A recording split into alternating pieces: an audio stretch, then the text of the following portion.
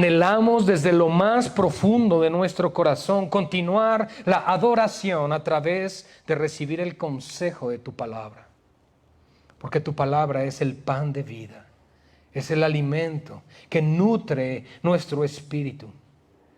El hombre no solamente vivirá del pan, sino de toda palabra que sale de la boca de Dios. Y estas palabras, Señor, que has hablado a nuestro corazón, son espíritu y vida que nos levantan cada día, Señor, por tu gracia, para conocer más a Cristo. Porque esa es tu voluntad, Señor, revelar a tu Hijo en nuestro corazón y que nosotros seamos, por lo tanto, hechos conformes a la imagen de Él. Y esto solamente puede venir a través del poder de tu palabra. Porque tu palabra es poderosísima, Señor. No hay absolutamente nada ni nadie que se oponga o resista a tu palabra. Porque tu palabra es tu voluntad. Tu palabra eres tú mismo, Señor.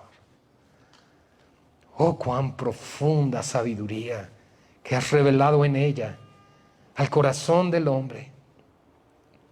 Corazones limitados de entendimiento, con un razonamiento, Padre, que si no fuese por la luz que el Espíritu de Dios nos da, no podríamos comprender. Nos sometemos hoy a ti, Señor, en esta noche. Nos humillamos ante tu majestad y reconocemos que ninguno de aquí estaría de pie si no fuera por tu palabra. Gracias, Señor, por tu presencia en nosotros. Gracias, Señor, por estar con nosotros en medio de la prueba. Porque tú siempre te muestras fiel a tus palabras, a tus promesas. Por lo cual hoy, Señor, a través de esta enseñanza, glorifícate. Glorifícate en nuestras vidas. Que tu nombre, Jesús, sea exaltado por sobre todo a través de esta exposición de tu palabra. Para que nosotros, Señor, vivamos a la sombra de aquel que es el único que brilla, de aquel que es el Todopoderoso, de aquel que rige y reina y gobierna el destino y la historia de la humanidad. Nos sometemos a ti hoy, Señor, confesando con nuestros labios que amamos tu palabra y que si así no es, Señor, nos quebrantes para amarla verdaderamente. Porque hoy, Señor, no venimos a buscar opinión de hombres, sino la bendita palabra de Dios. Damos gracias a ti en el nombre de Jesús. Amén y amén. Aleluya. Filipenses capítulo 2. Vamos a abrir nuestras Biblias, hermanos, y vamos a dar lectura en esta noche a partir del versículo 2. Mundo en el encabezado de nuestras Biblias. Sin embargo, hemos titulado la enseñanza de hoy, Ocupado. Él guíe nuestros pasos y nuestra transformación del entendimiento en cada día. No importa la edad que tengas, no importa la condición en la que te encuentres hoy, no importa lo que tus emociones estén dictando en esta noche, tu modelo a seguir es Cristo. Y por lo cual, y por lo tanto, debemos reconocer una verdad que es inmutable o incambiable. Y esto es parte de lo que en teología conocemos como teología propia. Teología propia se refiere al conocimiento de Dios, sus atributos y su persona. Y esto lo encontramos en el versículo 8 de Hebreos 13, donde nos dice que Jesucristo es el mismo ayer y hoy y por los siglos. El único que puede cumplir con ese atributo de eternidad es creer. ¿Por qué? Porque es bíblico. Dios se ha revelado así. Ahora bien, amados hermanos, Jesucristo es el mismo ayer y hoy y por los siglos, por lo cual El apóstol Pablo tiene el entendimiento en su corazón de que Cristo es el único digno de imitar. Todo hombre peca. No importa con cuán santidad y manifestación de piedad se pueda presentar una persona, todos somos pecadores. Y todos necesitamos de la gracia de Dios para fortalecernos y ayudarnos a resistir en contra de las tentaciones y las pruebas que vienen sobre nuestras vidas. El apóstol Pablo tiene en mente la condición de un creyente que ha sido regenerado o que ha nacido de nuevo. Una persona que ha nacido de nuevo, su relación con el pecado ya no puede ser igual que cuando no conocía del Señor. Y esa es una de las grandes evidencias que tú, de una manera personal, puedes tener al preguntarte, ¿y realmente seré salvo? ¿Realmente Jesús es mi Señor? La respuesta es sencilla. Ve cuánto amas a Cristo o cuánto amas al pecado. Es el Maestro, el Señor, aquel de quien tus ojos jamás se deben de apartar, porque Hebreos 12:2 nos lo dice claramente, puestos los ojos en Jesús, porque es el autor, es decir, el que inicia, el que formula la idea y el consumador de tu fe. En otras palabras, Cristo es el que te salva, te mantiene y te preserva para presentarte delante de Él sin mancha y sin arruga. La iglesia que Él se presentará a sí mismo, que en sí es el Espíritu de Dios que le presentará a la novia para desposarla con Cristo en las bodas del Cordero, tenemos que entender algo. Será presentada sin mancha y sin arruga. Y si nos analizamos a nosotros mismos, decimos, todavía estoy algo manchado y todavía hay arrugas dentro de mí. Es entonces donde la obra del Espíritu de Dios se perfeccionará por causa de lo que Cristo hizo en la cruz. Recordemos entonces que la mente del apóstol Pablo y la idea general de esta carta nos la presenta en el verso 6 del capítulo 1.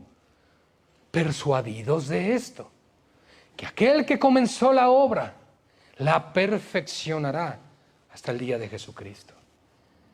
Y eso es seguridad, hermanos. Pablo le está diciendo a la iglesia, hay garantía de que lo que Dios dijo no solamente es verdad, es ciertísimo, como enseñan las Escrituras.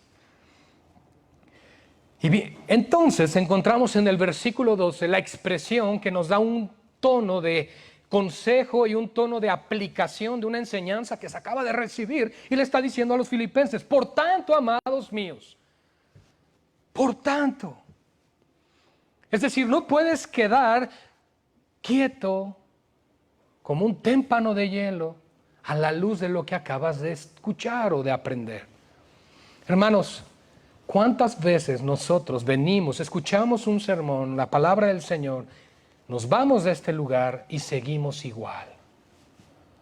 Y no es la voluntad de Dios que nosotros caminemos así. La voluntad del Señor es que nosotros crezcamos y maduremos en la fe.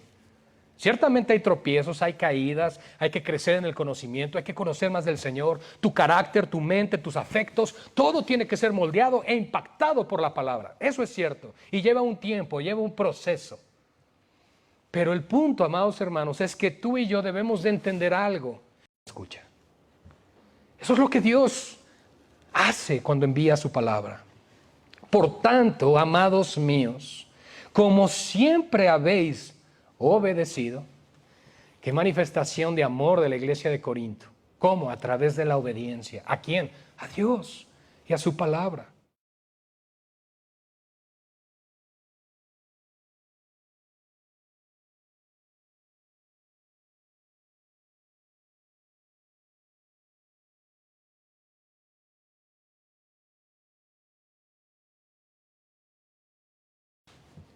Este es uno de los versículos que comúnmente se descontextualiza con el propósito de decirnos, ¿ves? La salvación la puedes perder si no la cuidas.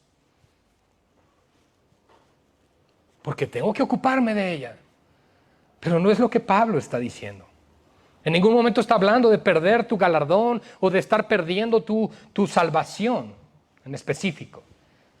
Lo que nos está diciendo aquí la palabra del Señor es que la obediencia debe de continuar y que debe enmarcar la vida de todo creyente.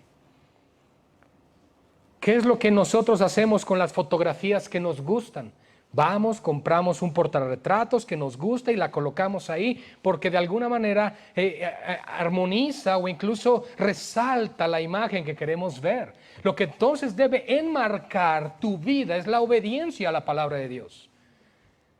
Lo que debe resaltar que tú amas al Señor no es cuánto lo digas, es cuánto lo muestras a través de tu obediencia. Tú y yo podemos decir muchas cosas, pero incluso hay un dicho mundano que dice, las palabras se las lleva el viento. Es por eso que nosotros nos encontramos en Santiago capítulo 1, verso 22, sed pues hacedores de la palabra y no tan solamente oidores. Y agrega Santiago, engañándonos a nosotros mismos. No tiene que venir Satanás a decirte, oye, no obedezcas. No, el engaño viene donde tú crees que eres creyente, donde tú crees que obedeces la palabra de Dios, donde tú crees que eres cristiano, pero tus hechos lo niegan. Ahí viene el mayor de los engaños y es una de las estrategias que Satanás incluso utiliza dentro de las iglesias. ¿Y cómo es que esto puede darse y crecer más y más y más? Porque desde los púlpitos no se confronta el pecado. Solamente se te dice cómo ser una mejor versión de ti en este mundo. Es entonces cuando nos damos cuenta que Pablo está resaltando algo muy importante a la iglesia de los filipenses. No quiten sus ojos del Señor. Ocúpense en su salvación. Hay cosas dentro de la vida cristiana, afanes, cargas, preocupaciones, actividades, tantas cosas que hacemos. Les llamamos cristianas porque decimos hacerlas para el Señor. Muchas veces son para nuestra propia gloria, muchas veces son para edificar un reino en este mundo, en esta tierra, pero no para la gloria del Señor. Entonces lo que Pablo tiene en mente es edifícate tú, edifica el templo de Dios que eres tú. Porque la misma Escritura nos deja algo en claro. En 1 Corintios 15, que si alguno destruyere el templo de Dios, ¿cuál es el templo de Dios, iglesia? Dios le destruirá a él. ¡Wow! Eso es fuerte, ¿verdad?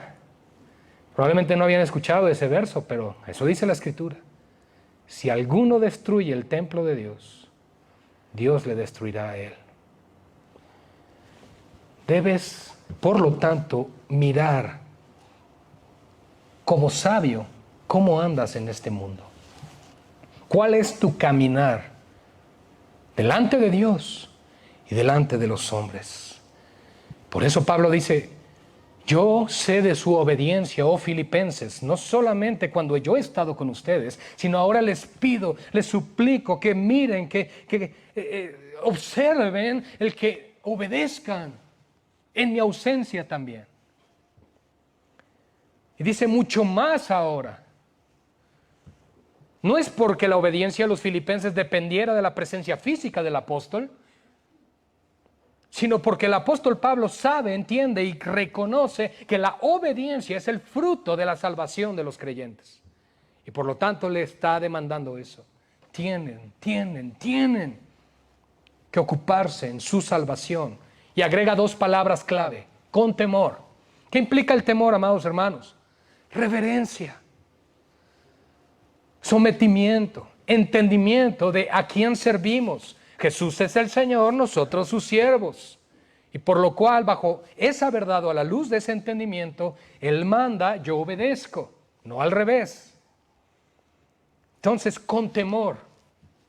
Y luego agrega, y con temblor.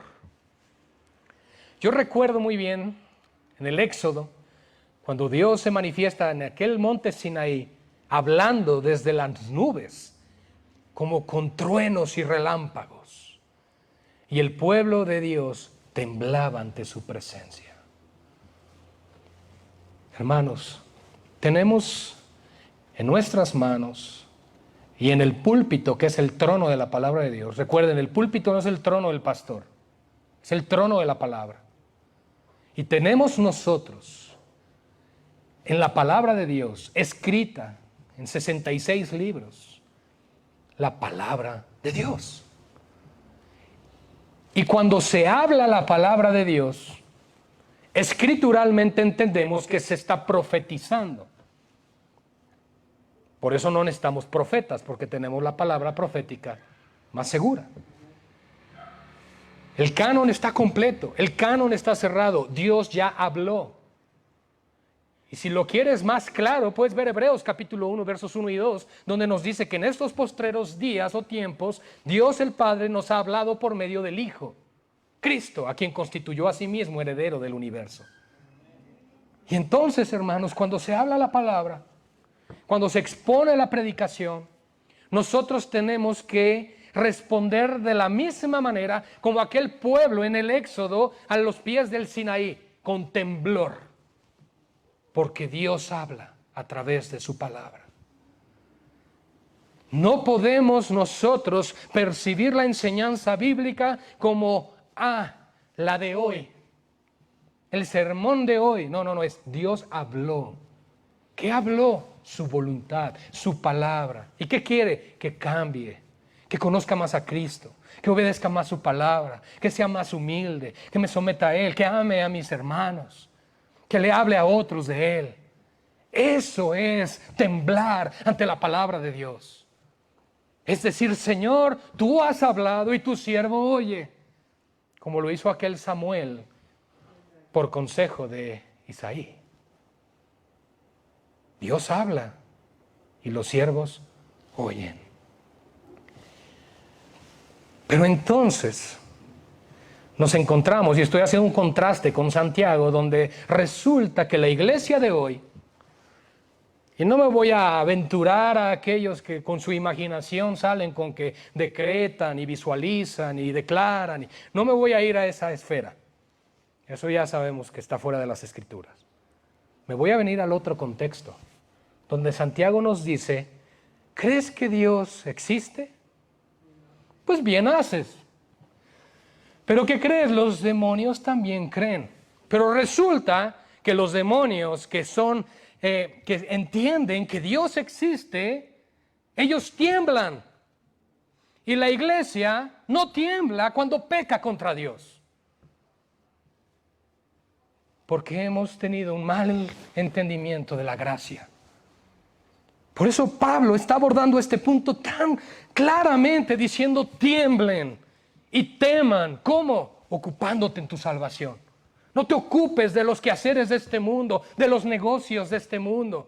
Porque aquel que milita, dice Pablo a Timoteo, no se enreda en los negocios de la vida a fin de agradar a aquel que lo tomó por soldado.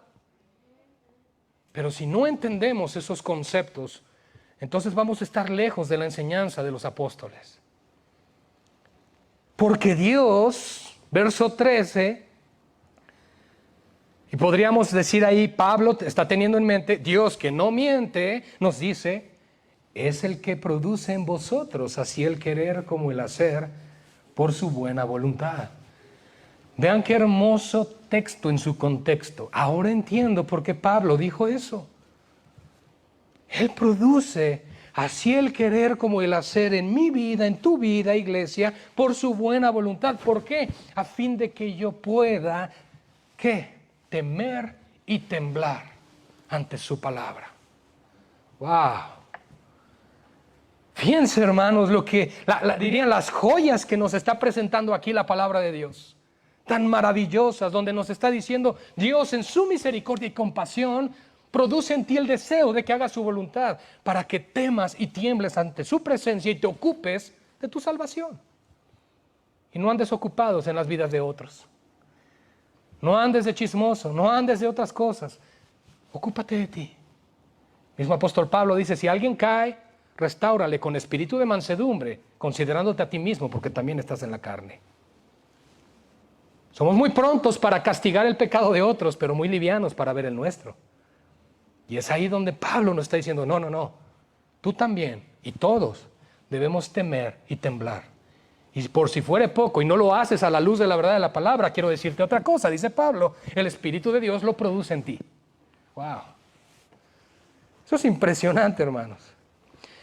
Y entonces el verso 14 nos dice, hagan todo sin murmuraciones y contiendas, porque no se trata de nosotros, dice Pablo, sino del Señor. Porque si lo hago con contentamiento, ¿qué nos dice la palabra de Dios? Que la piedad tiene gran ganancia, pero cuando va acompañada de contentamiento. El mundo busca riqueza, busca oro, busca cuentas bancarias, mansiones, viajes, pero la iglesia, ¿qué busca? Su contentamiento en la piedad, en una vida que agrade a Dios. Y Dios en su providencia y generosidad y misericordia te puede dar las otras cosas. Pero ¿qué nos dice? Más buscad primeramente el reino de Dios y su justicia, y las demás cosas vendrán por añadidura. Pero no al revés. Señor, te busco para que me enriquezcas. Señor, te busco para que me prosperes. Señor, te busco por sanidades. Te busco por esto, por el otro. Y el Señor dice, ¿y cuándo me vas a buscar para que yo aplique mi justicia sobre ti y seas salvo en el día del juicio? Ahora, yo quiero decir la otra parte, porque saben que me gusta equilibrar siempre las enseñanzas. Siendo hijos de Dios, aún Dios en su misericordia atiende nuestras peticiones, que a veces son hasta necias, por compasión y por misericordia. A veces pedimos cosas que no convienen, y el Señor de veras por gracia las concede. Pero normalmente no es así. Por eso Él nos dice en Romanos 8, y este es un verso que muchos conocemos, ¿cómo hemos de orar como conviene? No lo sabemos. Por eso es que a veces pedimos lo que pedimos, porque no sabemos cómo orar. Y si tú y yo nos preguntamos, entonces, ¿cómo debo de orar? Pues me voy a Mateo capítulo 6 y escudriño el Padre Nuestro. Ah, así debo de orar. Ok, ya entendí. Es lo que Dios nos va modelando en su palabra, hermanos. Y Pablo lo tiene en mente y lo transmite a los filipenses. Les está diciendo, tienen que ocuparse de esto. No solamente en mi presencia, también en mi ausencia, porque Dios está en medio de ustedes. Dios está hablando a sus corazones. En otras palabras, una iglesia local no depende del hombre, depende de Dios. Amén. La iglesia local no depende del pastor en turno. El pastor se muere y Dios pone otro y así sigue la vida. No es el punto. La iglesia depende de que su estrella, a la luz de Apocalipsis capítulo 2, permanezca en su lugar. ¿Y cuál es? Que el Espíritu de Dios esté ahí. Si el Espíritu Santo está en una iglesia local, esa iglesia tiene vida. Pero si el Espíritu de Dios se va, entonces esa iglesia está destinada al fracaso. Y comienza a hacer todo ¿en qué? En sus fuerzas. Y hay un propósito entonces por el cual Pablo les dice esto. Para que sean irreprensibles y puedan llegar a las grandes cimas del liderazgo cristiano, y sencillos, Pero, Pablo, ¿qué no debo de ir de unción en unción? ¿De una dimensión espiritual a otra? Yo no sé de dónde sacan eso porque no está en la Biblia. Pero Pablo dice, no. El punto de todo esto es para que llegues a ser irreprensible. Y hay una palabra que encontramos en 1 de Timoteo 3 y en Tito capítulo 1, que todos aquí saben, que nos habla de las instrucciones para establecer pastores. Irreprensible. Pero entonces, las características para el llamado pastoral no son para los pastores, sino para todo cristiano que ha alcanzado la madurez.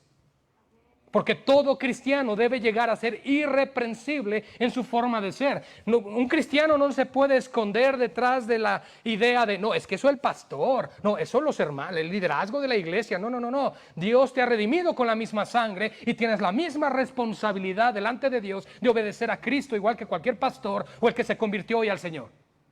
Todos somos llamados a eso, porque todos somos iguales delante de Dios. Entonces tenemos que ser sencillos, hermanos. La sencillez de corazón es lo que va a, como lo hemos dicho, enmarcar tu vida. Y fíjense qué hermosa imagen con respecto a ello, porque si un marco está deteriorado, no permite que la imagen brille o luzca. Dices, no, ya como que está muy sucio este marco, hay que cambiarlo. Entonces, ¿qué deben marcar tu vida? La obediencia, la humildad, la sencillez de corazón. Porque si entonces vemos esas condiciones en nuestro corazón, vamos a ver cada vez más el reflejo de Cristo en nuestras vidas. Recuerda, Juan 3:30, mismo Juan el Bautista, es necesario que Él crezca y que yo mengüe. Sé que Él hablaba respecto a su ministerio, pero también respecto a su impacto ante los demás, porque ya la gente no debía estar siguiendo a Juan el Bautista, sino al esposo de la iglesia, a Cristo. Hijos de Dios. Fíjense, para que seas irreprensible, para que seas sencillo, hijo de Dios, sin mancha. Sin mancha. Pastor, hermano, pero sin mancha. Sí. Porque nosotros no podemos hacer a Dios mentiroso. Yo encuentro en las Escrituras, y esto es por supuesto también para mí, amados hermanos, yo encuentro en las Escrituras que dice que debemos crecer todos a la unidad de la fe, dice así, a la estatura y a la medida y plenitud del varón perfecto. Y cuando Pablo tiene en mente eso, no está diciendo ya cuando seas glorificado, no, está hablando de Cristo como hombre. Si tú y yo nos preguntamos, ¿podemos llegar a tener tal comportamiento en nuestra vida y tal piedad como Cristo hombre? La respuesta es sí, sí se puede. Pero ¿qué vamos a necesitar para lograrlo? Más oración, más ayuno, más comunión, más santidad. Día a día. Y entonces toma sentido Gálatas 2:20, con Cristo he sido juntamente crucificado y ya no vivo yo, mas Cristo vive en mí. Y lo que ahora vivo en la carne, ¿en dónde dice Pablo que vive? En la carne, en el cuerpo, en este mundo, en esta vida, bajo corrupción y bajo la tentación del pecado, dice, lo que yo vivo en la carne, ya lo vivo en la fe del Hijo de Dios, el cual me amó y se entregó a sí mismo por mí. Fíjense, hermanos, qué tremendo es esto. Porque esto es un impulso que nos da las Escrituras a dejar la mediocridad cristiana y a levantarnos a realmente hacer lo que Dios nos pide. A dejar de estar flaqueando, dudando. Porque, hermanos, cuando nosotros no estamos haciendo la voluntad de Dios y no obedecemos la mano en el arado y mira hacia atrás, es decir, vuelve su corazón hacia el mundo como la esposa de Lot, no es digno de mí. El que ama al mundo no ama a Cristo, porque el amor del Padre no está en el mundo. Y la iglesia ya no diferencia lo santo de lo profano. Pareciera que una iglesia llena del Espíritu de Dios es con música a todo volumen, luces, humo y la juventud brincando. Oh, eso es el mundo. Eso es lo que al mundo le gusta. Y lo único que tienes es una juventud mundana dentro de la iglesia. Que si les quitas eso y les traes palabra de Dios, no, qué aburrido, ya no voy a ir a esas reuniones. ¿Por qué? Porque no aman a Dios, no aman la palabra. Y lo peor de todo es que lo más probable es que ni siquiera sean salvos. Qué fuerte, ¿verdad?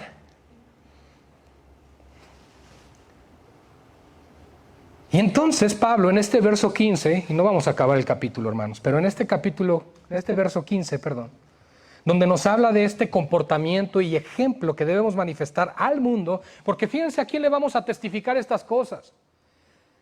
Hermanos, no se trata de que tú digas, ay, Dios ve cuán bien portado soy. No, hermanos, porque Dios lo sabe todo y sabe las motivaciones del corazón y por qué haces lo que haces. Aquí el punto es para que nosotros, en medio de una generación maligna y perversa, entonces la iglesia no puede ser igual. La iglesia es sal y es luz. Sal por cuanto preserva de la descomposición de la carne este mundo, porque no existían congeladores, ¿verdad?, en aquellos tiempos. Y luz, porque resplandece en medio de la oscuridad. El príncipe de este mundo ha cegado el entendimiento de los incrédulos para que no crean a la verdad. Y muchas veces somos expuestos a la verdad, no nos gusta, nos duele, incluso la rechazamos. Y el apóstol Pablo diría, ¿acaso me he convertido en su enemigo por decirles la verdad? Entonces el punto es, debes ser un verdadero cristiano, debes reflejar a Cristo. ¿Para qué? Para que en medio de una generación, ¿en dónde dice Pablo que vamos a estar o que estamos? En medio. En medio, hermanos. Yo estoy totalmente de acuerdo en aquellos padres que quieren guardar totalmente del mundo a sus hijos. Pero estamos en medio de una generación así. Y que el día que se te salgan de la casa, si no los instruiste bien, aguas. Porque la piedad y la formación cristiana no vienen por guardarlos en tu casa, sino por modelarles el evangelio. Porque tú como padre o tú como madre sales al mundo y tus hijos ven lo que haces ahí. Si tú no eres sal y luz en el mundo, tus hijos van a imitar tu hipocresía. Y cuando crezcan, vas a andar sufriendo, pidiendo consejerías. ¿Qué hacemos? Pero el problema estuvo desde el hogar. Porque aquí nos está diciendo que estamos en medio de una generación. Eso significa que nuestro amado Señor no nos aparte y nos pone en una burbuja. ¿Qué fue lo que dijo el Señor en Getsemaní cuando Él estaba orando antes de ser traicionado por Judas Iscariote? No ruego por el mundo, sino por los que del mundo me diste. Y no te ruego que los quites del mundo, sino que los guardes del mal. Y ese debe ser el clamor de los padres. Señor, guarda a mis hijos del mal y enséñame a mí a mostrar el evangelio a ellos y a mostrarles el amor por ti y el amor por tu obra y el amor por el evangelio. Y entonces sus hijos lo verán. Pero tiene que haber amor en ustedes, tiene que haber relación con sus hijos, disciplina, corrección, pero tiene que haber amor y relación con ellos también. No se trata solo de una imposición. Si tú le impones a tus hijos, normalmente suele transformarse en esa rebelión, en esa rebeldía que encontramos en los jóvenes. Jóvenes que no aman la palabra. Jóvenes que están más preocupados por cómo se ven por fuera que cómo son realmente por dentro. Porque la palabra de Dios no les ha llenado el corazón. Están más preocupados los jóvenes por las últimas aplicaciones, por el internet, por las redes sociales, las últimas imágenes, los últimos comentarios, lo nuevo, lo de hoy. Al punto de que hoy lamentablemente han movido y reemplazado y restituido el evangelio porque necesitaba ser reformado según muchos movimientos de hoy, diciendo ahora lo nuevo del Espíritu. Al punto de que hay quienes se han atrevido a decir, no necesitamos la Biblia, necesitamos lo que el Espíritu Santo nos habla hoy. Y entonces, su supuesto apóstol o profeta que se para enfrente, él les dice qué deben de hacer, y la Escritura la hacen a un lado. Y ya no viven por escrito está, sino porque aquel me dijo. Es que aquel dijo que yo iba a lograr esto y aquello. Pero has buscado al Señor, has ido a la palabra de Dios. No es que a mí me profetizaron. Ok, pero ¿has filtrado esas enseñanzas por las Escrituras? Pero hazme eso bíblico, pastor. Sí, al apóstol Pablo a los tesalonicenses, primera carta, capítulo 5, no menosprecie las profecías, pero analízalo todo y retén lo bueno. ¿Cómo lo voy a analizar? Con las Escrituras. ¿Y qué voy a retener? Lo que sea bíblico. Eso es sencillo. Porque yo no estoy negando que Dios pueda hablarnos a través de una oración o algún hermano. No estoy negando eso. Eso es don de palabra profética o don de espíritu de profecía. En esta iglesia somos continuistas moderados en cuanto a los dones del Espíritu Santo. No vamos a negar la obra del Espíritu de Dios, no vamos a negar que ha habido sanidades, que el Señor ha obrado en esta casa y lo creemos. Pero no vivimos por ello. El mismo apóstol Pablo, segunda de Pedro capítulo 1, dice, no, pues en aquel monte vimos la visión, está hablando de la transfiguración. Pero una vez que les habla de la transfiguración, dice, pero, verso 19, tenemos la palabra profética más segura, a la cual hacemos bien en estar atentos. En otras palabras, mismo Pedro dice, yo no voy a vivir por las visiones. voy a vivir por la palabra. Porque solo la palabra da vida. Solo las palabras de Cristo son espíritu y vida. Ni Pablo, ni Pedro, ni María, ni Juan, ni Esteban, ninguno de ellos subieron a la cruz a morir por nosotros. Solo Jesús. Y lo que Jesús habla es lo que a nosotros nos debe importar. Y lo que Jesús piense de nosotros es lo que realmente nos debe llamar a la obediencia y a lo que Él pide de nosotros. Por eso nos dice que nosotros, en el medio de esta generación, en la cual resplandecemos. Ahora, lo que me llama la atención es que Pablo les está escribiendo a los filipenses, asegurando, porque está hablando en un presente continuo, está diciendo, en medio de la cual ustedes resplandecen o resplandecéis. No es un llamado a que ustedes tienen que resplandecer, no, él está diciendo, ustedes resplandecen. Porque él está seguro de la obra del Espíritu Santo en la iglesia. Porque él dice, si el Señor ha hecho esto en mi vida, ¿por qué no lo hará en el resto de la iglesia? Pablo no se diferenciaba de los demás como diciendo, oh, yo soy el super ungido y tengo que tener mi mansión de millones de dólares. No. Él estaba en prisión escribiendo estas cosas por causa del Evangelio.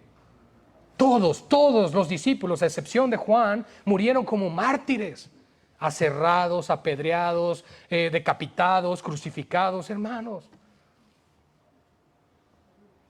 Bien lo dice el dicho, si la bendición de Dios y su amor se manifestara solo por las riquezas y la prosperidad, entonces Dios odiaba al apóstol Pablo. Y sabemos que no es así. Porque la bendición de Dios es Cristo y no cosas. Y la iglesia lo comprendía. Y es lo que Pablo siempre transmitió en sus cartas. Sencillez, humildad, para que sean irreprensibles y sencillos. Para que no los encuentre Dios afanados por las cosas de este mundo. Si Cristo viene esta noche, ¿cómo va a encontrar nuestras vidas, nuestro corazón? Afanados y preocupados por los negocios de esta vida o por los negocios del Padre en el cual debemos estar.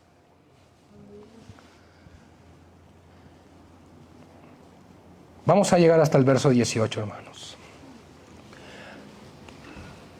Ahora, Pablo dice algo muy importante aquí. Su obediencia, su fidelidad y su comportamiento y su resplandecer en este mundo no solamente debe de ser por una emoción o una convicción, sino por el poder también de la palabra de Dios que los sostiene. Aquí en el versículo 16 dice asidos. Esa palabra es tomados, colgados, agarrados, aferrados. ¿De quién? ¿De qué? De la palabra de vida. Aférrate a la palabra de Dios. Padeces pruebas, angustias, tribulaciones, tristezas, depresiones, enfermedades. Aférrate a la palabra. Señor, yo confío en tu palabra. Mi cuerpo dice una cosa, mi cuerpo está enfermo, mi cuerpo adolece. El mismo apóstol Pablo lo entendía. Dice, nuestro cuerpo exterior se va deteriorando. No obstante, en el interior nos se renueva cada día. ¿Por qué? Por la palabra, por la fe, por la confianza y la seguridad que Él tiene en su Dios. Y la iglesia debe tener esa misma fe y su confianza en Dios. Porque Pablo es parte de la iglesia. Y él está hablando del Dios de la iglesia, de Cristo, del Señor, del Salvador de nuestra alma. Asidos de la palabra de vida para, aquí ya habla de una meta y un propósito. Y me encanta eso, porque la Escritura nunca nos deja sin una meta o un porqué. Porque si nosotros no tuviéramos esta promesa, no tendríamos, como dice Pablo también a los Gálatas, esa firme ancla del alma. El ancla evita que las naves en el mar se muevan o se vayan lejos de los muelles. Ahora, aquí no dice que vamos a estar así como que entre llevados y no por la marea. Firme ancla del alma. Firme ancla de tu carne, firme ancla de tus emociones. No, del alma, de lo que irá a ser juzgado y presentado delante del Todopoderoso. Para que en el día de Cristo, dice Pablo, yo pueda gloriarme de que no he corrido en vano, ni en vano he trabajado. Nosotros sabemos que la vida de Pablo Estuvo rodeada de muchas vicisitudes y pruebas, pero algo enmarcó, sí, la obediencia, la sencillez, la humildad, muchas cosas que también el Señor trabajó con él. Pero algo enmarcó la vida del apóstol Pablo, que es un clamor que debe existir en nosotros también, el amor por la iglesia. No es el amor por el lugar, hay que cuidarlo, hay que darle su mantenimiento, su limpiadita y todo eso, sí, pero ese no es el punto, porque es el lugar donde nos reunimos, claro, hay que tenerlo bonito. Si arreglas tu casa y pones tus cortinitas, pues ¿por qué no vas a tener bonito y arreglado el lugar donde te reúnes para adorar al Señor? Eso está bien, pero el punto no es eso. El punto es tu vida, tu corazón. Dice Pablo entonces, para que yo pueda gloriarme de que no he corrido en vano, que no he trabajado en vano, de que realmente invertí mi vida para que haya fruto para la gloria de Dios. Porque el gloriarse de Pablo, amados hermanos, cuando habla de los creyentes, es un gloriarse humilde, porque él claramente lo enseña. Si de algo me he de gloriar, será en la cruz de Cristo. Porque por la gracia de Dios soy lo que soy, dice él. Y nosotros debemos caminar con la misma humildad delante del Señor. Y agrega, y esto es fuerte, hermanos, porque recuerden que él está en prisión, a punto de ser juzgado, y que creen, lo decapitaron. Al hombre que escribió esto, lo decapitaron por su fe, por el amor al Evangelio, por supuesto su gran amor a Dios, pero también el gran amor que sentía por la iglesia, al punto de como dolores de parto, con tal de que Cristo fuera formado en cada uno de ellos. Y dice entonces en el verso 17, y aunque sea derramado en libación. Los sacrificios del Antiguo Testamento, cuando sacrificaban a los animalitos, derramaban todas sus vísceras, todas sus cosas para que fueran quemadas. Y él dice, aunque yo fuera puesto de la misma manera, pero por ustedes vale la pena.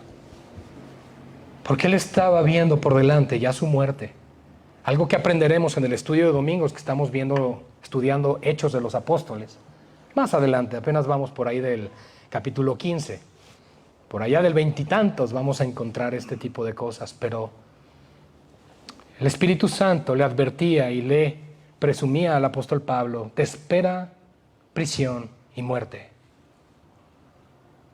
Y Pablo dijo, yo en nada estimo preciosa mi vida con tal de acabar la carrera y de cumplir con el ministerio que recibí del Señor. Tú y yo hemos recibido un ministerio, todos. No tienes que ser pastor para ser alguien que tiene un ministerio. Hemos recibido el ministerio de la reconciliación. En otras palabras, eres el medio que Dios usa en este mundo como si Dios rogase a través de nosotros, reconciliados con Dios. Dios quiere, Dios demanda que su iglesia hable y no calle, que proclame el Evangelio y que hable ante las injusticias de la vida. Nosotros debemos de hablar esas cosas, aunque cueste eso nuestra vida. Y aunque sea derramado de esa manera en sacrificio y servicio de vuestra fe, me gozo. Hermanos, vean eso. Me gozo y regocijo. Así como estoy contento y contentísimo por hacerlo. Pero no yo, sino con ustedes, dice Pablo. Porque aunque yo muera, sé lo que se ha sembrado en sus corazones. Por eso en un principio de esta enseñanza dijo el apóstol Pablo en el verso 12, quiero que obedezcan no solo en mi presencia, sino también ahora cuanto más en mi ausencia, para que al final puedan ver esto visible en sus vidas. Y asimismo les dice a él ahora, aunque yo esté en prisión, porque ellos estaban tristes y preocupados por Pablo, es entendible, pero les dice, y asimismo ustedes gócense y regocíjense también ustedes conmigo. Gloria al Señor, hermanos. Comunión, amor, amistad, unidad, un vínculo perfecto en la iglesia del Señor, en el pueblo de Dios, donde el amor de Cristo nos constriñe, nos entristece, nos une, nos anhela, nos llama, nos empalma como uno solo.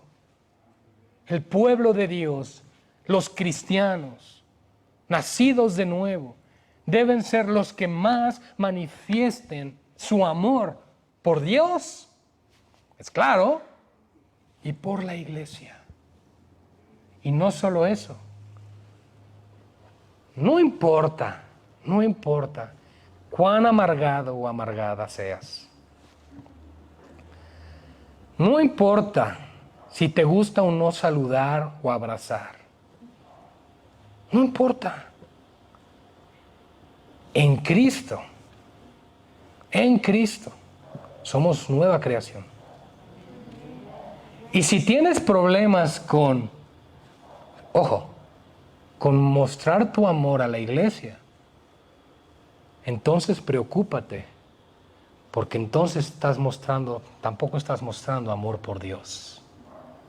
Porque Dios dice que el primero y más grande mandamiento es amarlo a Él por sobre todas las cosas. Eso incluye tú, ¿ok? No te debes amar tanto. Quiérete, apréciate, cuídate, pero aguas con el humanismo. Ama a Dios por sobre todas las cosas. Y Jesús, ¿cómo dijo que era el segundo? Que resumía la ley y los profetas. Y el segundo es semejante a este. ¿Qué es lo que está diciendo Jesús? Que es exactamente igual el mandamiento segundo. Porque el que no ama a Dios, a quien no ve, ¿cómo puede amar a su hermano a quien sí ve?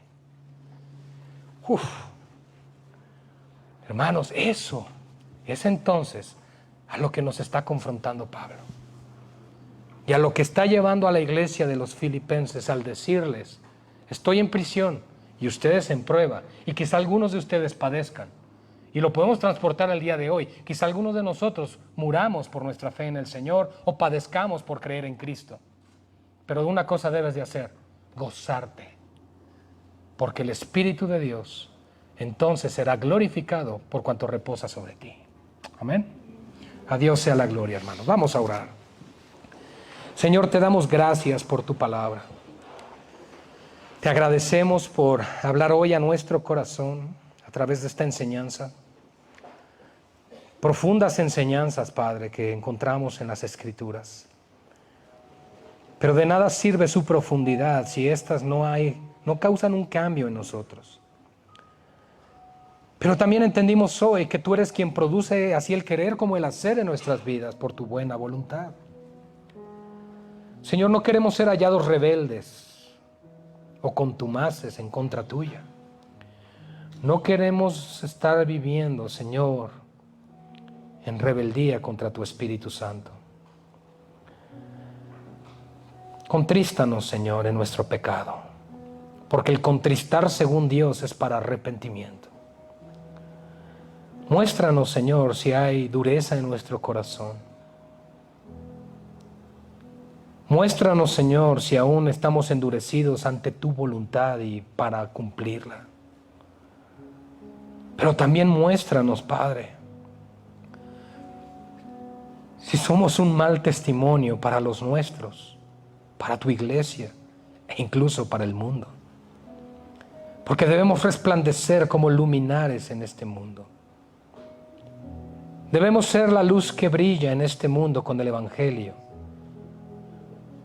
no la que lo obstruye con la hipocresía de una falsa conversión.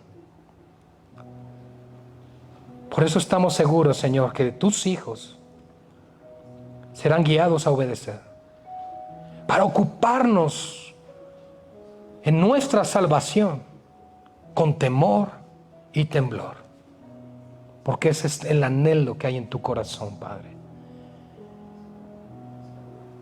Y si queremos que tú concedas las peticiones de nuestro corazón, tenemos que deleitarnos en ti, como lo enseña tu palabra.